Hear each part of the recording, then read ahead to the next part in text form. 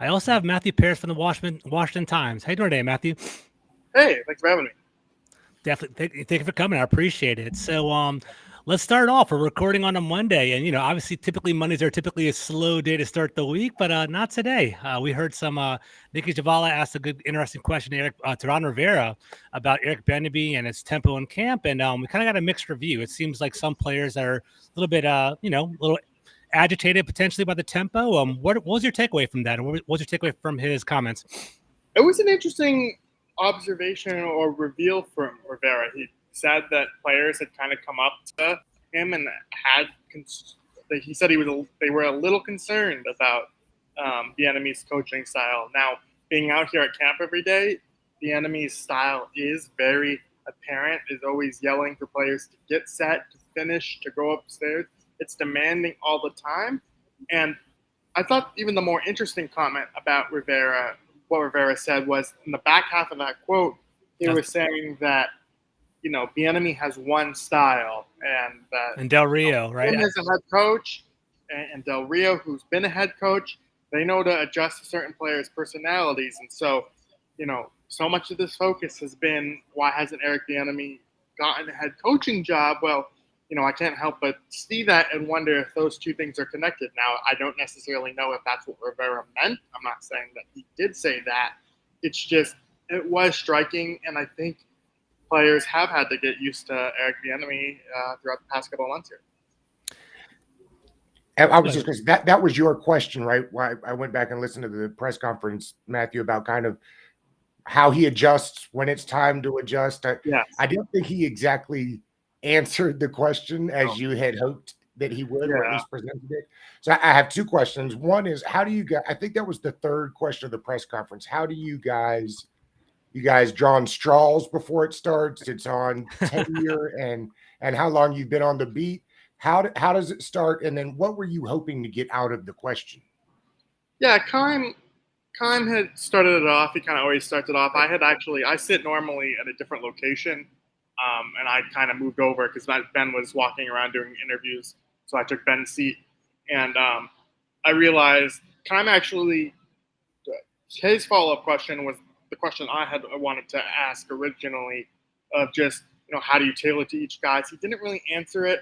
And so I was kind of curious on the specifics of, training camp. If it's a hot day, is he going to grind guys even more or whatever?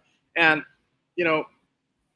basically, my takeaway was Eric Bieniemy is going to be who he is, and I don't necessarily think that's a bad thing. I think he's gotten to this point. He's won Super Bowls. Who the hell am I to say otherwise? But it's just such a contrast by kind of how things have been run and kind of what players are used to. Because as Rivera mentioned, a lot of guys coming from college aren't used to this, so it was a very interesting day.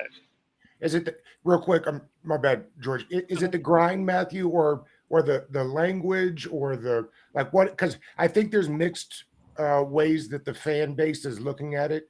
At first, I think it was about the cursing and the language. It feels like maybe it's not that. It's more about style, tempo, things of that nature. Do you have a finger on what it is? Yeah, it's a good question. I don't necessarily know exactly why they would come to Rivera with concerns. They didn't really get into that. But, we talked to Antonio Gibson afterward, and he said that this is the most he's been running, or these are the hardest practices he's had since coming to the NFL, and this is his fourth season now.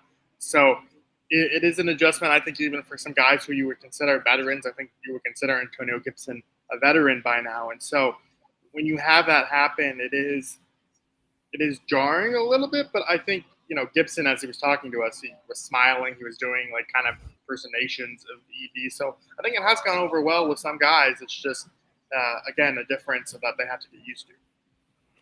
It's funny, Matthew, that you pulled away the whole Jack Del Rio and the flexibility with, his coaching styles.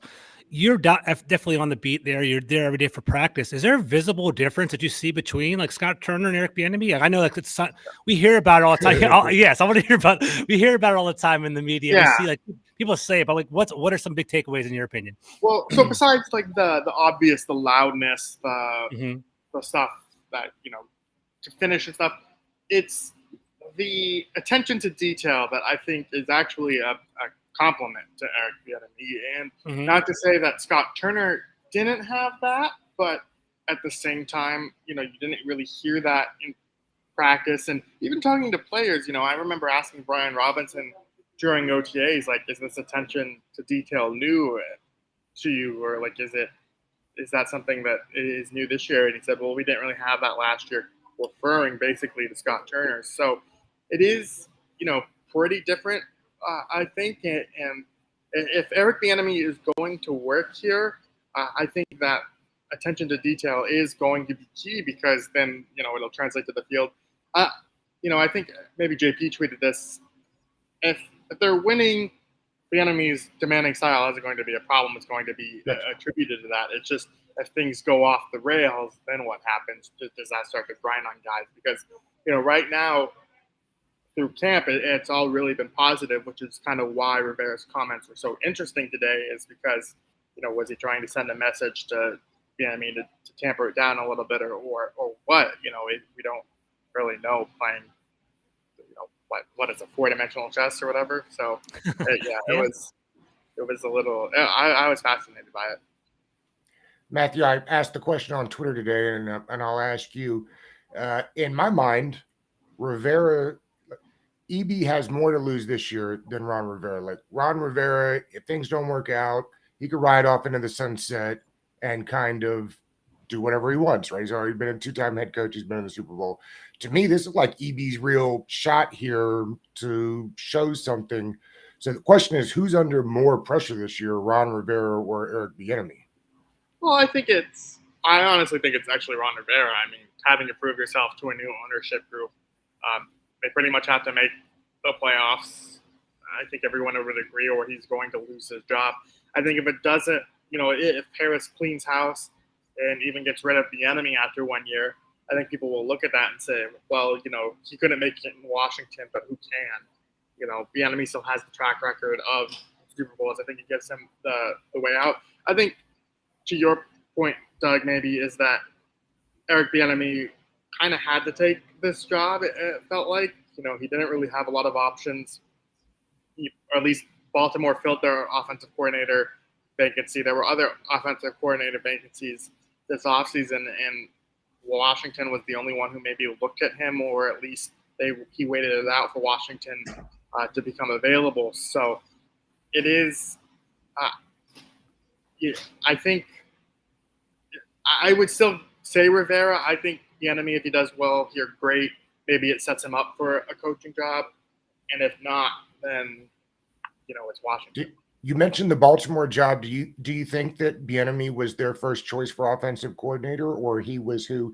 Were the two of them kind of stuck in a marriage that was bound to be from the beginning? Yeah, I mean, you heard rumblings that Baltimore was interested, but then they hired Todd Monken before Bieniemy had. The Super Bowl was still going on, right? Correct. Their season wasn't over, so they didn't make an official inquiry. But they could have waited if they had wanted to. Everyone knew that Bieniemy's contract was expiring and that he was going to be potentially available. So I think that says more about Baltimore, of what they wanted to do with Todd Monken and bringing in people to revive their offense. So yeah, I mean, it seemed like this was going to be It's funny. My first initial reaction when I heard Bieniemy in Washington, like way back when, was, why would he want to come here? That doesn't make any sense. But as it kind of went on, it was like, okay, this actually might be the best place, or the only place for him. Gotcha. And Matthew, I know you're kind of pressed for time, so I want to maybe ask one or two more questions. Today in camp, how were things looking? I know Emmanuel Forbes is kind of nicked up a little bit. I heard he got back with the 11-11s. Curtis Samuel practiced as well. How are they looking out there? And how's the offense looking? Are you concerned at all with the overall progress throughout camp, or how are you feeling? Well, if you would have talked to me Friday, I would have maybe started to, be more concerned about the offense. I think the offense has actually looked kind of ugly at times. It's kind of very much what you would expect from a young quarterback, and the obstacles that have faced it. But I think over the last couple days, starting with Sunday, but especially today, you do see Sam Howell kind of getting the timing more of this offense. He had this really nice throw to Terry McLaurin today, just kind of getting the ball out a lot faster, I think, and that is something that Eric Bieniemy talked about in his presser today, is that early on in camp you could see Hal overthink things. And now he started to turn a corner. So we'll see. I'll be very interested to see how he performs in the preseason game this week. But that I think it's starting to come together, but it has been very up and down, to be honest with you. One last one for me. I'm just curious, Matthew. Who do you think ends up with more snaps by the end of the year, Jamin Davis or Barton? Quan Martin, or sorry, who? Barton, the kid they brought in from Seattle to play middle linebacker. Oh, Barton. Sorry, I thought you said Quan Martin. Yeah. Geez, I would say Jamin Davis without but factoring his legal situation and whether he serves jail time or whether that happens, I would still say Jamin. That he's their first round pick. That they put a lot on his plate last year, but then again, Barton could be their middle linebacker that plays all the snaps, and then you saw last year at times Jamin's role would be kind of fluctuate. But I would still say Jamin, acknowledging the legal uncertainty, and yeah, I was at court last week, and because they've got Barton wearing the green. Is Barton wearing the green dot at camp? Yeah. Cody Barton is the mic. Yeah. Gotcha. Well, Matthew, I appreciate it. It's never a dull moment down in Ashburn. I appreciate all your time. Thank you for thank you for coming on. I appreciate it. Have a great rest of the day, and we'll read your stuff later on. All right, man. Take care. Thanks, Matthew. Doug, man, so what's your takeaways from that? So how do you feel about this whole Eric Bieniemy and potentially being too tough on the players? I went on, I sent out 5 or 6 tweets earlier, just rapid fire style. So I'll repeat some of them here. Okay. This idea that Bieniemy doesn't interview well, and that's why he doesn't have a head coaching job. I think the more and more we listen to him, the more and more I find that just ridiculous. Yeah. Now, whether it's because he doesn't adapt his, he has already said he doesn't adapt his style, that is possible, right? Mm-hmm. But it's not because he doesn't interview well or speak well in front of groups, because I find him to be fantastic. And then the other one is, we should all be thanking Ron Rivera for giving us something to talk about in a time frame when there really is nothing to talk about other than random, fan clips that you see of the ball being thrown from Sam Howell to Terry McLaurin. There really isn't that much going on. So we probably should be thanking the head coach 100%. for giving us something to chat about. One thing I liked about it, Doug, I think we were talking offline before we got on here, is Eric Bieniemy had his interview, and you and I both watched it. One thing I liked about it was his confidence. He wasn't wavering. He wasn't I'm going to change my ways. I don't feel maybe I should reflect on what I'm doing. He's no, with discomfort becomes growth. I'm trying to push these players as far as I can go with them. And, I'm going to be their harshest critic, but their number one fan at the same time. And Doug McCray loves that Eric Bieniemy talks in the third person too. It's fantastic, right? I love that. And this isn't new. For those of you that follow this, Eric Bieniemy has been a high stakes kind of guy, somebody that kind of rides his players in a good way. I think tough coaching in football is a type of game where it's you can really push people past their limits, because you lose, your mental game. You might not necessarily be so confident. You want someone to push you and take you to that next level. And Logan Paulson even alluded to it on the Take Command podcast by saying at UCLA, he would see this Eric Bieniemy just lighting people up, but at the same time, he saw this tremendous growth. Maurice Jones-Drew, basically became an all-star player from potentially, not really a high recruit to becoming an awesome NFL player because of Eric Bieniemy. So that's fantastic. One or two more. So, do you think this is a big deal, Doug? Do you see this as a long-term issue for Washington, or just kind of a little blip on the radar? Well, some of the media folks have pointed out, if they're winning football games, then nobody will care. Also, I think one thing that Matthew kind of cleared up, I think is really important, is if you've been in NFL locker rooms or around NFL players or just around guys that make a living not wearing a suit and tie, there's often lots of profanity that I wouldn't use if my mom was around, right? But that I use all the time. I mean, off podcast, I'm not saying that I have, that I speak for church times always. That's not what. So I think it's important to realize that's not what this is about, right? This is about the length of practices We've heard several times now about guys complaining about their legs feeling like jello. Yeah. I love that Brian Mitchell's today response was, well, maybe you should have gotten up off your fat ass before you got to training camp. I think it's the quote from Brian Mitchell. So I thought that was interesting, and I think it's important to clear up. It's not necessarily like the gruff attitude. It's more about how hard they're getting worked. Yeah, the tempo. Either way is unacceptable to be complaining about in training camp. It's funny because I think Bill Callahan was infamous for, having the offensive lineman run extra reps after practice, kind of go in an extra half an hour, and the offensive linemen were kind of concerned about that too. But Bill Callahan was also known as the offensive line guru and really elevated our offensive line and took them to that next level. So maybe Eric Bieniemy can do that. Real quick, George, you know what I Yeah. got out? One of the biggest things I got out of that segment with Matthew is when he talked to Brad Robinson and he said we didn't do details last year. Because being coach hard in something that it is something they did at Alabama. So not something new to him, but I thought very interesting that last year this is the first year that details have really been hammered home. And that's what EB is here for. Exactly right. And I think that's so important. We talked about it yesterday on your podcast, actually, like the NFL talent level is so comparable. The attention to details, the limiting mistakes basically can really change the course of a game. So I'm really happy that Eric Bieniemy is here. Last question for you, then we're out of here. So speaking of work, right? So Friday is going to be our first preseason game.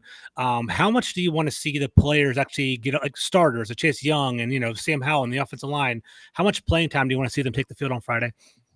Yeah, this is interesting because, and they talked a bit about this in the press conference today about, coaches getting together and making those decisions. We've already heard Ron, whether he backs it up or whether he backpedals, say that, Hal will be out there as long as the ones are out there. Mm-hmm. Okay. I get that.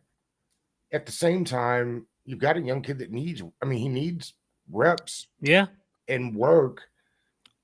I don't know. I mean, again, how much do you want the other guys from the first team out there? And if you're only doing it together, like I guess if the first drive is successful and they score a touchdown, that's probably all you'll see from them. If they don't do that, I'd like to see another drive. Yeah. That's right.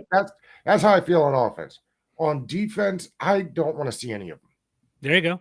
I mean, so differentiating depending on their experience, right? These guys have been in the scheme for multiple years. That's right. This is the difference from the offense to the defense on this team couldn't be more diametrically opposite, right? Mm-hmm. Like, I mean, it's just completely different. So yeah, the defense doesn't need any work as far as I'm concerned this go around in the first game. The offense, I'd like to see at least one or two drives. What are your thoughts on that? No, I'm with you. I think you're definitely opening my eyes. I think over the past couple of years, I've always I like Ron Rivera as a person. I think he's a good leader of men, but I think he has been kind of conservative on the preseason. I've always wanted him to get more reps and to take it more seriously because I feel like all your discrepancies, all of the holes in your game are exposed when you're playing someone else as opposed to playing your own team. That's why I like having that exposure. But you're right. The defense has so much experience. What's Fuller going to learn? Like what's Montez Sweat or maybe Deron Payne or John Alfin going to learn? They're elite. They're going to come ready to go every single day. That goes along with and only 3 preseason games. Yeah, exactly right. So, and they're going to throw that last one out anyway. That last game they're not going to practice or play anyway. So it's 1.5 pretty much. I don't know if I want to see Terry McLaurin out there because I think he's so prized. I don't want to see him get injured or hurt. But you also want to see chemistry with Howell. But I want to see Howell get some reps. He has 19 pro throws. At this level, he played against the Ravens last year in the preseason, but he needs more practice. I want to see him out there a fair amount. But I guess that one dilemma is if you're putting him out there with subpar wide receivers, subpar offensive line, are you kind of setting him up for failure? But I don't know. We'll see what happens on Friday. Cool. At least we know one thing: football's back, baby. I love it, baby. All right. Thanks, Doug. Thanks, everybody, for listening. I appreciate it. Have a good day.